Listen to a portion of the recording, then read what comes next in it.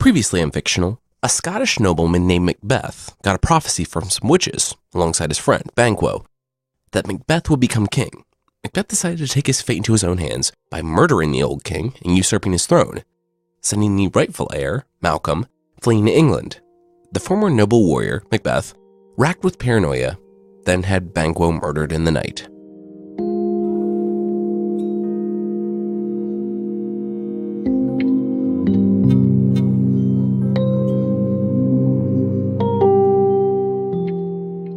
It had been 1 week, one single week, since he had been here. He had killed so many people that day, but he had done so with a purpose. It had all been for his king. Recalling that day just about made Macbeth sick to his stomach. Life had been so simple then. He was known as a man of virtue, of honor. Now, he was a murderer 4 times over. His king, 2 servants who had done nothing worse than trust him, and Banquo, his friend. As he splashed across the stream, Macbeth realized that he no longer recognized the face reflected back at him. Pressing onward, he thought back to those fateful words that had started all of this. Those tiny seeds planted in his heart had grown and overtaken the man he thought he was. King. They had told him he could be king. And he was the king. King Macbeth. But violence begets violence. He had had to kill to gain the throne, kill to keep it. And now he saw knives everywhere as the ghosts of his friends watched him. He had to know. He had to go to them to confirm that he could keep the throne. As he clambered up the hill, alone on the windswept moor, he saw their 3 faces looking down at him. The witches. He had to speak to the witches.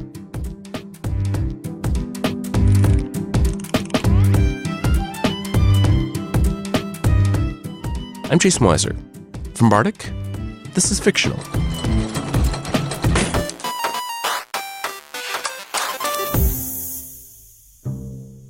Macbeth stood firmly, unconflicted and calm, as he stared out into the darkness from his high castle. Somewhere out there in the night, Banquo and his son lay dying. Macbeth had sighed with relief, knowing then that he could be at peace. His reign was now secure.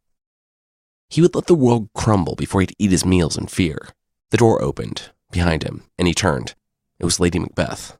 What was he doing here all alone with his thoughts, she wondered. Surely his thoughts plagued him as much as hers did her. Lady Macbeth had pressed her husband toward the act of killing King Duncan, but she didn't realize how much he had been changed by it. He didn't have any heavy thoughts, Macbeth replied. He had put Duncan and his servants to rest so that he could rest. And there was something else he wanted to talk about. Banquo and his son, Fleance. Their loyalty was necessary. Lady Macbeth's eyes widened. Did they know what they'd done? Macbeth shook his head. He didn't think so. Still, he couldn't afford for them to think anything. Macbeth suggested that when Banquo and Fleance arrived later that night, perhaps Lady Macbeth could show them a little extra attention, show them how valued they were. Lady Macbeth looked to the ground. She was nearly trembling. What if they needed to help ensure they never found out? Macbeth stopped her, assuring her that he would do whatever needed to be done. Lady Macbeth slowly raised her eyes to his, the color fading from her face. What exactly would he do? The answer was simple. Anything to keep power. Murder had set them on this path, and if worse was required, worse was what they'd do. He was now the king, and he was in control. Lady Macbeth shuddered as Macbeth turned and exited the room. Just last week, she had wondered if he could burn away his kindness enough to do what needed to be done and secure the throne. And now, with that cold look in his eyes, a chill washed over her as she realized with dread that her wish had been granted. It was only later that Lady Macbeth saw a sliver of old Macbeth still holding on. Macbeth had stopped mid-toast that night, at yet another banquet celebrating his coronation, to meet a strange visitor at the door. Lady Macbeth thought she even saw blood on the man's cheek. The look of fear on her husband's face, though, was unmistakable. He passed the stranger a small bag and the man disappeared into the castle. Lady Macbeth made a mental note to talk to her husband about that shady exchange, but it was very quickly overshadowed by what happened next. Macbeth turned, took a long swig of wine, and announced that he hoped Banquo was late because he was rude, not because something terrible had happened to him. Thanes waved to Macbeth to come and sit down, so they could begin dinner with the man of honor, and Macbeth started toward the table before he froze. Everyone in the room turned with a start as King Macbeth threw his wine to the floor and began ranting at an empty chair, demanding the unseen person get up and fight him, or forever stay in his grave. Instantly, Lady Macbeth flew to his side, but he couldn't be placated. He couldn't tell her what he saw. He couldn't tell her that the ghost of Banquo sat bleeding in his chair, his body slashed and torn by the fresh 20-plus stab wounds, and his eyes boring into Macbeth. A few moments of respite followed as the apparition seemed to disappear, but only for an instant. Soon, it was back, and so were Macbeth's ravings. He screamed at it to the point that his voice cracked, commanding it to go away as the most powerful people in the kingdom watched on. Lady Macbeth tried desperately to cover for him.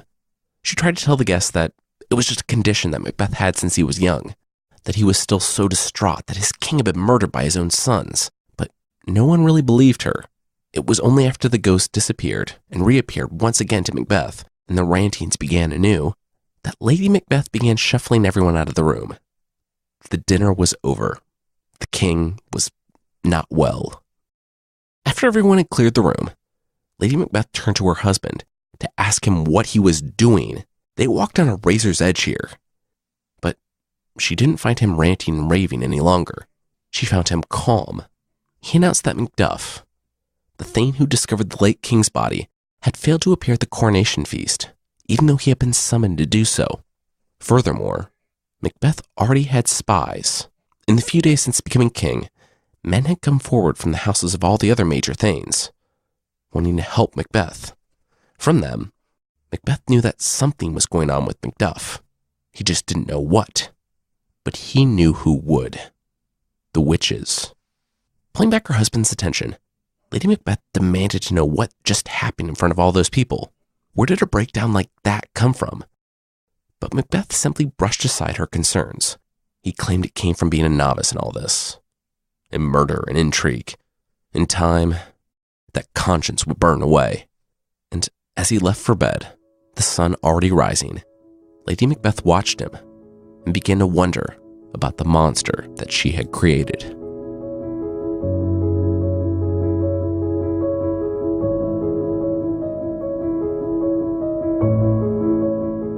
The witches looked on Macbeth with a smile. Their words had never been predictions. There was no room for error, no doubt. The witches said what would come to pass. And it had come to pass. Macbeth had found them on another cold, gray day, dropping what looked like a newt's eye, frog's tongue, human lips, and other things into a cauldron. This was confirmed by the witches describing those things in several lines of rhyming iambic pentameter couplets. But Macbeth didn't have time for tropey, over-the-top witchcraft. He had questions, and they were going to answer him. He didn't care if the cost was them using their witchcraft to level a church or sink a ship or make castles fall on their inhabitants' heads. They were going to give him answers. The witches looked up from their cauldron in unison. Right, and they're over the top. But okay, speak. They'll answer, or would Macbeth rather hear the words from their masters? Macbeth shrugged. Sure, what could be the harm in summoning demons? The first witch stooped down and grabbed a small stone cup, pouring out blood in the fire below the cauldron, announcing that it was the blood of a mother pig that had eaten her 9 children, mixed with the sweat of a murderer as he waited for death on the gallows. Real quick sidebar, I hope the witches had a good labeling system. You really don't want to mix up your ingredients for summoning unholy specters from the nether realms with your HelloFresh kit. Anyway, the first witch tossed the ingredients into the flame. Immediately, a spirit took shape in the air above the fire. He was fully armored and looked on Macbeth and shook with fear. Beware, he shouted. Beware Macduff. Beware the Thane of Fife. Okay, bye. Macbeth gasped. That was exactly what he was worried about. He demanded the spirit stay, but the witches told him that the spirits would not be commanded by Macbeth. As soon as he was gone, though, another being took his place. Macbeth was the one to shudder this time. It was a child, covered in blood. The child looked on Macbeth with cold resolve. His words boomed through the trees and hills and plains. He commanded Macbeth to be bloody, bold, and resolute, to scorn the power of man, because none born of a woman shall harm Macbeth. Then the child also faded. Macbeth nodded. All right. This canceled out the last prophecy and then some. He didn't even need to kill Macduff now. Macduff couldn't kill him after all. That being said, he was absolutely still going to kill Macduff. That was just a smart move. That spirit gone, a third and final one arrived. It was pale and somber. It was the son of a king, wearing the crown of his father. The witches turned to Macbeth, telling him to listen, but not speak. The spirit spoke with a small, frail voice. He told Macbeth to have the courage of a lion, to take no care who chafes, who frets, or where conspirers are. Macbeth will never be vanquished until Birnam Wood comes to Dunsinane Hill to fight against him. Seeing as it was nearly 1,000 years before one of his countrymen would devise an Entmoot, Macbeth was overjoyed and almost laughed. He would never be vanquished. He would live his entire natural life as king. His past would stay in the past, and those men he had killed would never rise again to condemn him. Still, he did have one question for the witches. It was based on something they'd said last time. To Banquo, he was dead, but would his sons ever reign in this kingdom? Seek to know no more, the witches warned him. Macbeth stood, emboldened by the prophecies. He commanded the witches to answer him, calling down curses on them for all eternity if they didn't comply. The witches sneered. Oh, you wanted some experience with curses? Well, you know what? Sure. Watch, they commanded Macbeth, and grieve. Instantly, 7 men appeared before him. The first had shining blonde hair beneath a crown. Macbeth gasped. It was his crown. He looked back again and again and again until he was at the final 2 men. Those he recognized. One was Fleance, cut, and bruised, and hairy, but alive. The last was Banquo. He stood there smiling at Macbeth, blood spewing from the gash on his neck and clotting in his hair. Macbeth could see the first man. The one wearing his crown was now holding a mirror. Macbeth dared to look and saw a line of men stretching on through the centuries, and they all looked like Banquo. Macbeth staggered backward and dared one last look at his old friend, the man he had killed. Banquo smiled as he faded. Though he was less, he was also greater. Not so happy, yet happier. And though he would never sit on the throne, his descendants would be kings. Macbeth froze, as though in a trance, hardly noticing as the witches gathered in a circle around him and danced. The smoke from the fire rose, and when it all vanished, so also had the witches.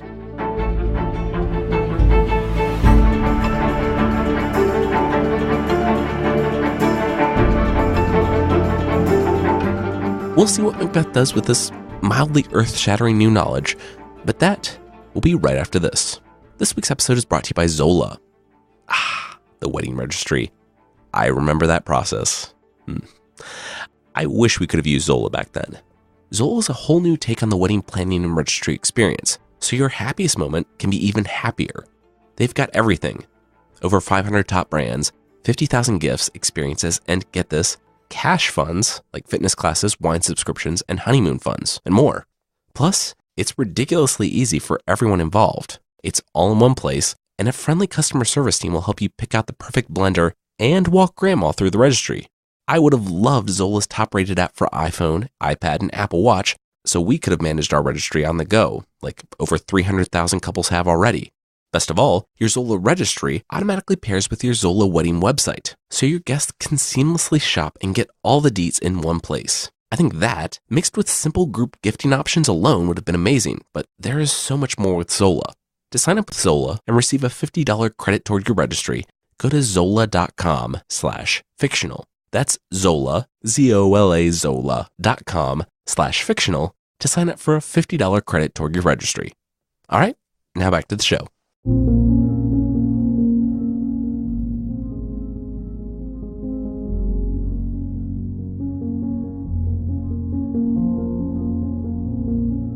They were coming.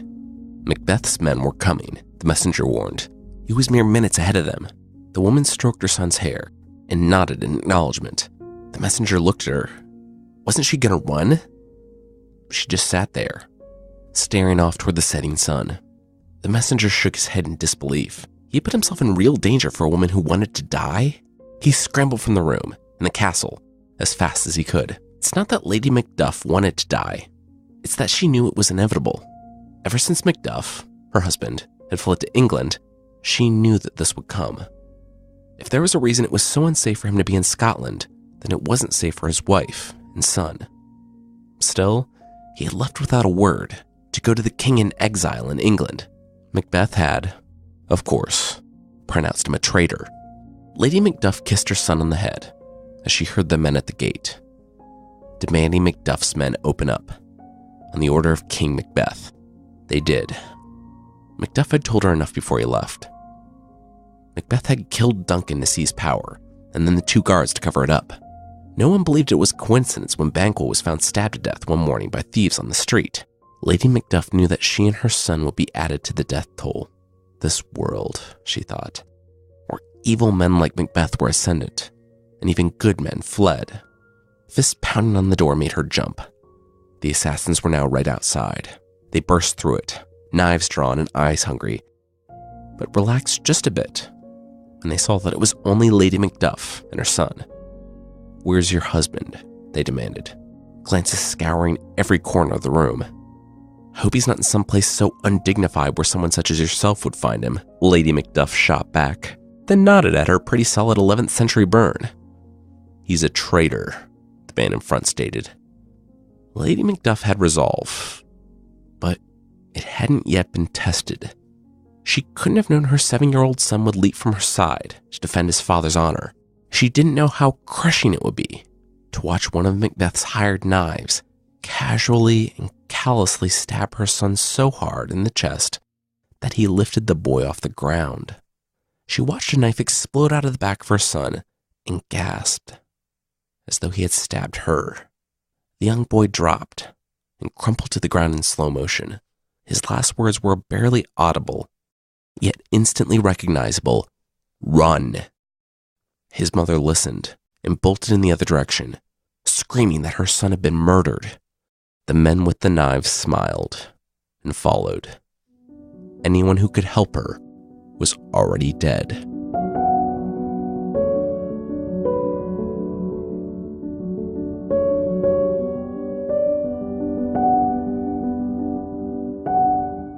Ross had been a loyal thane to King Duncan, like Macbeth had been once.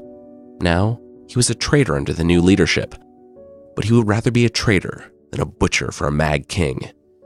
Ross rode out from England. He had to go there to see Macduff. He had to tell Macduff that the man had lost everything.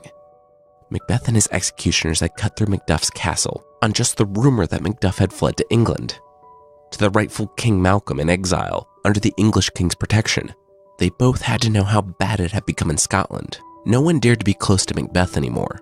Everyone saw the paranoia that gripped the man's mind. Ross had seen the fires, the purges, the widows weeping in the streets. The country cried out against Macbeth, and Malcolm had to know the true king had to return. And he would. Ross had found Macduff trying to convince the rightful king to return. And Macduff had taken the news of his family as well as anyone could. At first it broke him, but after he was allowed some time to come to terms with his loss, it only strengthened his resolve. He would see the tyrant fall. Backing the rightful king against the murderer of women and children, God was on their side. How could he not be? It was settled. So Ross rode out from England. Before Macduff, Malcolm, and thousands of English soldiers, together, they would inspire the men and women of Scotland to rise. Together, they would take back their home.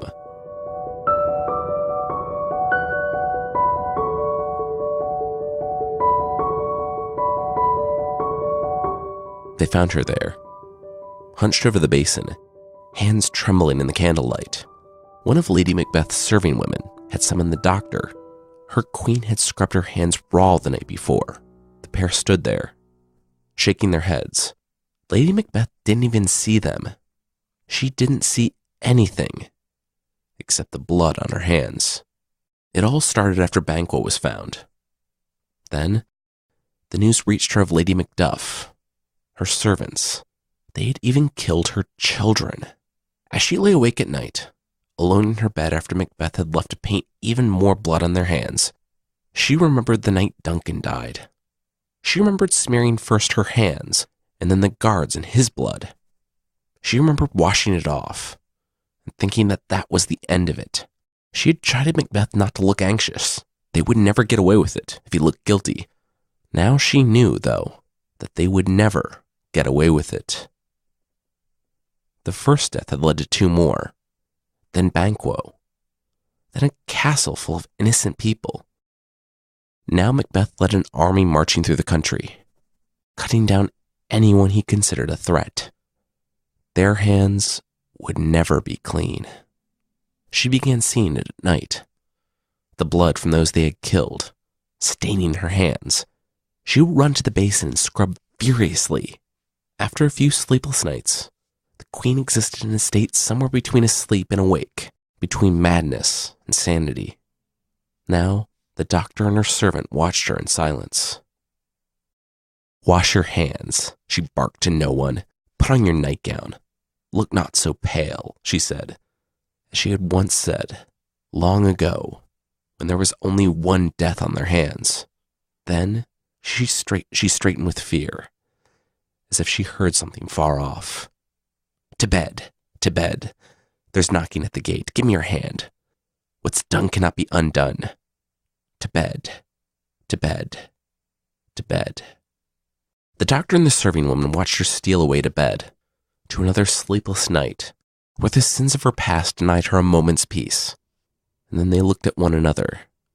They both knew exactly whose blood Lady Macbeth couldn't get off her hands, but neither dared to speak of it.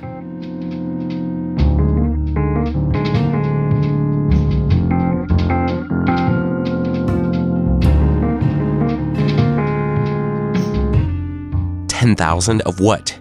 Geese?" King Macbeth shouted at the man. The servant shook his head urgently. "English soldiers. Malcolm and Macduff were leading an army to retake his throne." Macbeth laughed a strained, maniacal laugh. "What soldiers? That meant nothing to him. Malcolm was born of a woman, wasn't he?" The servant cocked his head. He wasn't sure what that meant. "And Birnam Wood wasn't marching north, was it?" The servant stood wide-eyed. "Oh, wow. He was so glad he had been pressed into service for this very sane and legitimate king. You, milk-face," Macbeth barked at the man. "Pinch your cheeks before you talk to my men. Don't let them see how scared you are. And take heart. This upcoming battle will cement my legacy for all time." Macbeth didn't care if all the Thanes deserted him. The prophecies had made him king, and the prophecies would secure his reign. These men had once been his friends, and he went to all the places that had once welcomed him with open arms when he was Thane, under Duncan. Now, they shuddered at his rule as king. As he dragged suspected spies from their houses and killed them in the streets, he had given them reason enough to shudder. Now, as his men dressed him for battle, he ignored all his advisors. They were all craven men, present simply because they had no other choice anyway. He wouldn't listen to them. He knew he couldn't fall to Malcolm, and he knew he'd never be defeated, unless Birnam Wood marched north to his castle at Dunsinane.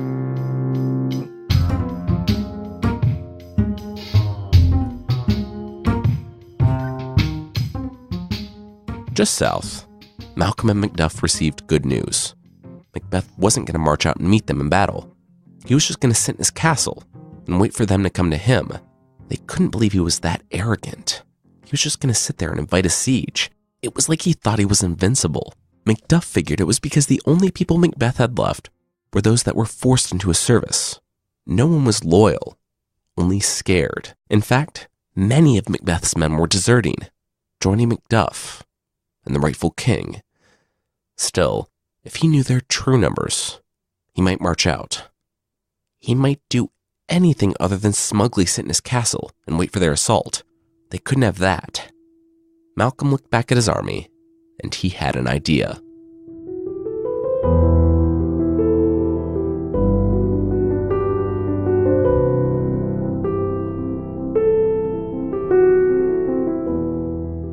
In the end, no one was surprised, but everyone mourned.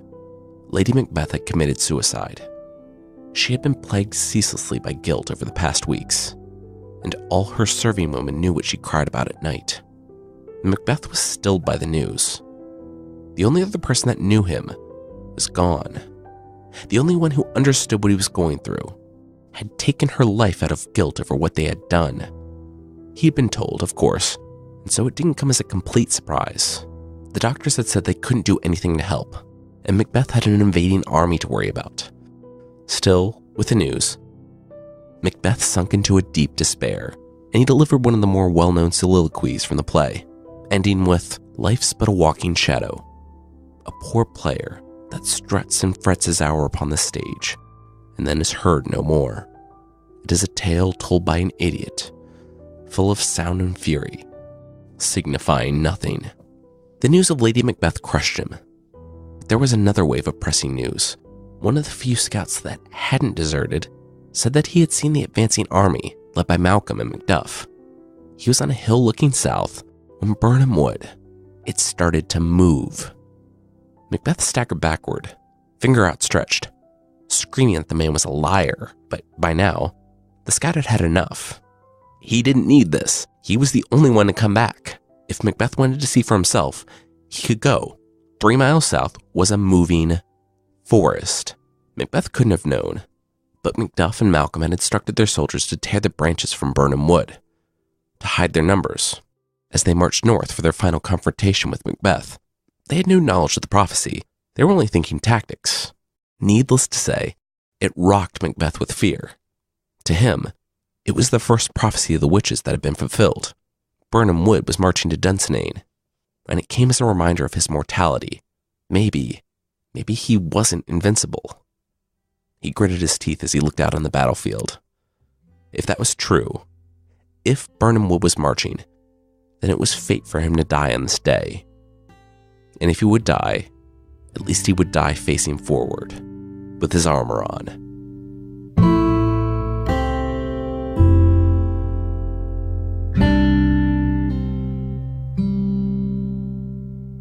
It was less of a siege and more of a nice walk into the castle for Macduff and Malcolm.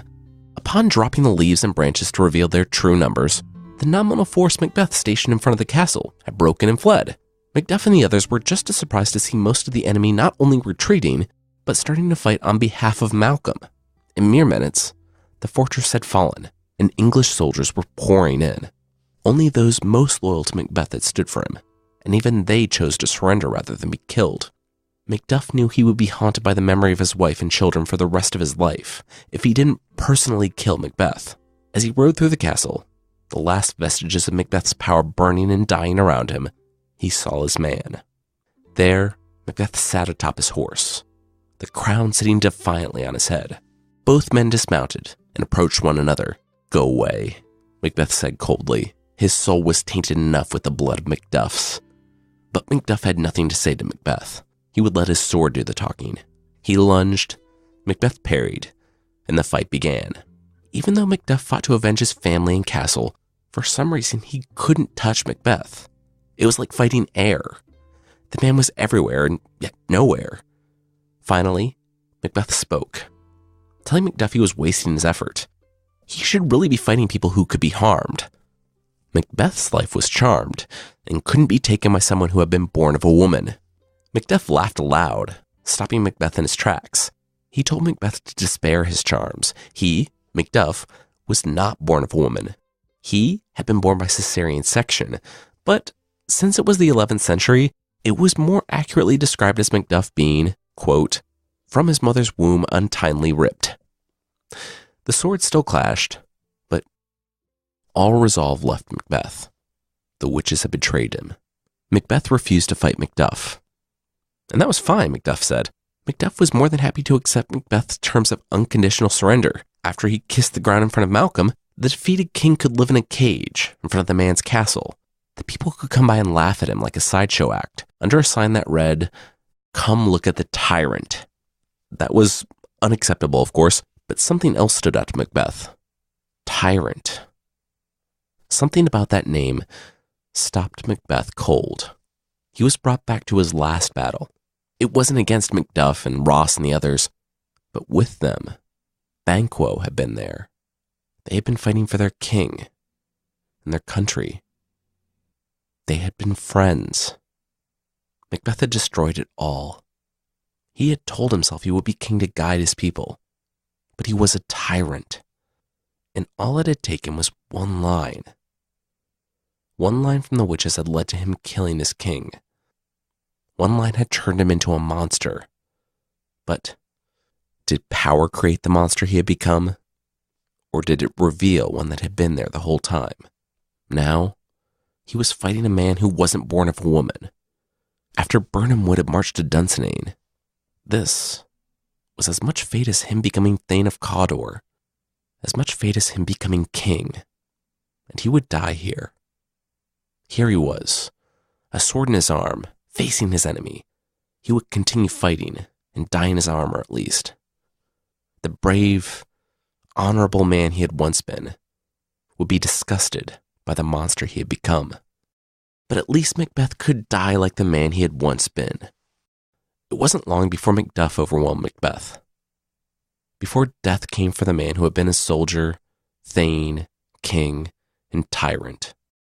It wasn't long before, booed on Macbeth's head, Macduff hacked and sawed Macbeth's neck. Before raising his severed head above the crowd to cheers, the tyrant was defeated. The dead had been avenged. Now, they could get to work, rebuilding after the destruction wrought by one man's ambition.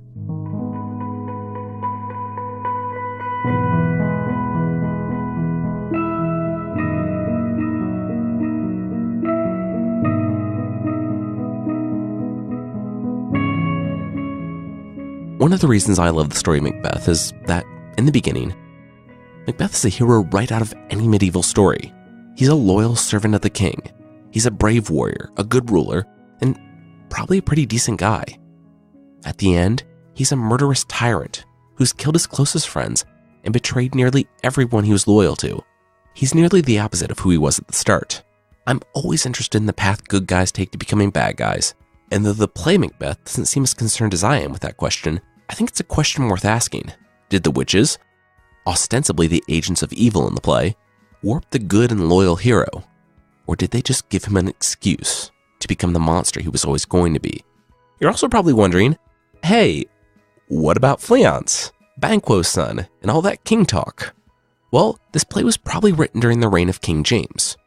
My understanding of various early modern rulers of the British Isles is spotty at best, but my understanding is that King James IV of Scotland ascended to the throne of England after the childless Queen Elizabeth died, and became King James I of England, leading to England, Scotland, and Ireland being united under one ruler, though they still had separate governments. King James was believed to be 9 generations removed from Banquo, a character in the play, but also one believed to be, in Shakespeare's time, an historical figure.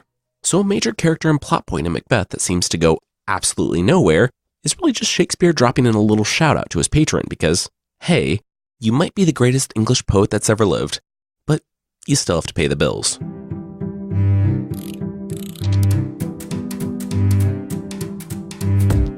Alright, so that's it for Season 1 of Fictional. Season 2 will be back in February of 2018, so like 6 weeks from now. In the meantime, if you're looking for something else, check out our other podcast. It's called Myths and Legends. And if you somehow found this without finding Myths and Legends first, that's very surprising to me, but you might like it. On there, we retell stories from Myths and Legends in a lighter style than Fictional, but we still try to stay accurate to the original sources. I linked it in the show notes, and you can find it by going to mythpodcast.com or just searching for Myths and Legends wherever you get your podcasts. And before we get to Best of the Worst, let me know if you like Best of the Worst. I've only heard from people who really, really like it or people who really, really hate it. And it wasn't originally going to be just comic book characters, but I really enjoy it. I think it's a fun and quirky segment. But we can do something different for next season. Nothing's set in stone. Anyway, Now it's time for the best of the worst. This time, it's a villain from DC Comics named Codpiece. Codpiece's identity was so secret that even we never learned it. But what we do know about the young man was that he was unlucky in love. His first girlfriend in high school told him that she liked guys who were a little bit taller. She said he was too small.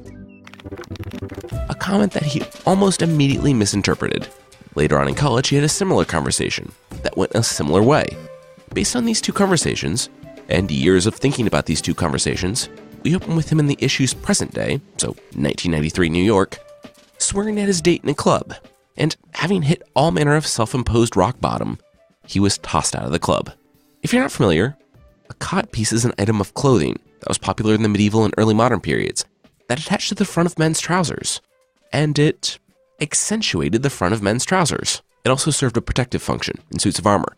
Anyway, the apparatus that Codpiece, the villain, built was kind of like that, except that it fired missiles, drills, scissors, and had 2 retractable boxing gloves. I would imagine that the reason he was undateable was not because of any perceived biological shortcomings, but because he was the type to berate his date in public and then spend months constructing a crotch-mounted cannon because a few dates didn't work out for him. Anyway, he threw himself into constructing this big and violent mechanism of overcompensation and just decided to rob banks with it. Like I mentioned a few episodes back, if you can pack something that shoots rockets, automated scissors and drills, retractable boxing gloves, and a sonic weapon for some reason, and put all of that into a probably too showy metal cylinder, just take that technology and do literally anything else with it. You'd be super rich. Anyway, he was quickly beaten when, in front of everyone, a superheroine walked up to him and melted his weapon, in a defeat that even Freud would say was a bit much. Codpiece never recovered, and his career of crime was short-lived, though with his ability to let things go and get on with his life, I imagine he's doing just fine. That's it for this time and this season. We'll be back in early February, so stay subscribed. As always, today's episode was written by me, Jason Weiser, and edited and produced by Carissa Weiser. Our theme song is by the amazing Breakmaster Cylinder. Thank you so much for listening, and I'll see you next time.